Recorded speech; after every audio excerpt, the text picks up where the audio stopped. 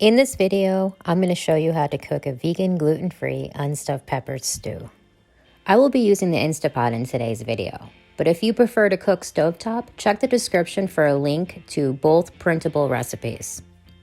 So right now what I'm going to do is I'm going to turn the Instapot on Saute, and I'm going to add a little bit of water from my electric kettle so I can saute the onions and the garlic. Now let's add 2 cups of diced white onions to the pot.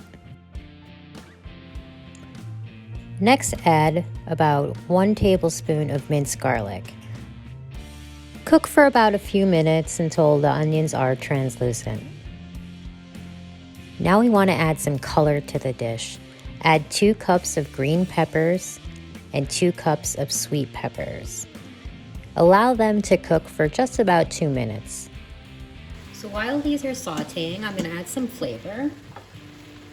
I'm going to add 1 tablespoon of vegan Worcestershire sauce, and I'll drop a link down in the description for this on Amazon.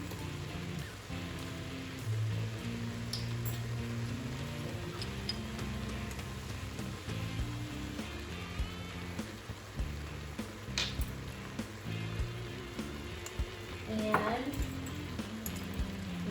1/4 teaspoon of black pepper. I like to add my salt at the end. That's just a preference, but you're welcome to put a teaspoon of salt in. And actually the vegetable broth typically does have sodium in it already. So now that these are looking all colorful and bright and cooked down halfway, what I'm going to do is I'm going to turn the saute off, and I'm going to start to add the other ingredients. So first, to slow the cooking process down, I'm going to cook. You want to add 2½ cups of vegetable broth, 1 can of 15-ounce tomato sauce, or 2 cups, the 2-cup Pyrex.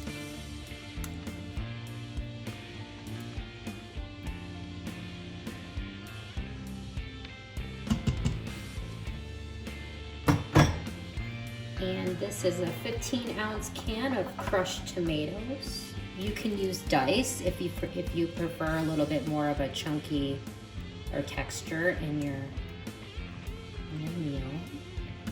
This is all I had, so that's what we're using. And finally, we're going to use 1 cup of parboiled rice. I'm going to mix it up.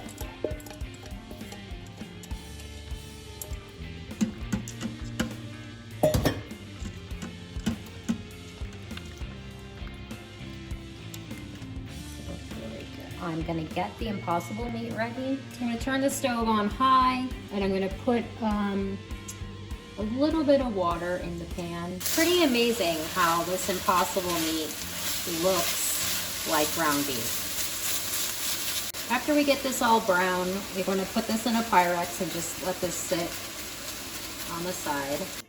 So now we're going to put the lid on. I'm going to lock it up. We're going to set the timer, pressure cook 5 minutes on high. And we're gonna leave the Impossible meat here. We're gonna put this in right after that. Cancel the Instapot. And we're gonna take the towel like I did before, and we're gonna lay down and press the rib.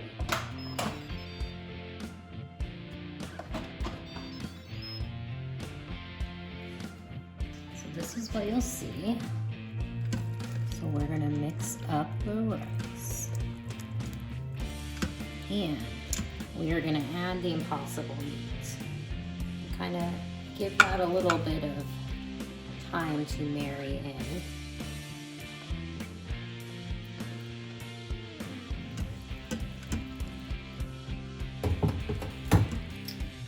So we got about 4½ meals out of this. So I'm going to put the lids on it gently, and I'm going to put them over with the soups. And this I'm going to eat. We're going to taste it right now. So I let this cool down, and I'm going to take a quick taste of the unstuffed peppers. Yeah. You know what you can do with this? You could actually take a fresh cabbage and you can chop it up and put it inside of it. It would taste amazing. After 4 days in the fridge, you should move them into the freezer to keep them fresh. You can visit the meal prep page on my website to learn some tips, supplies, and equipment I used. The link will be below in the description. And I'll see you in the next video.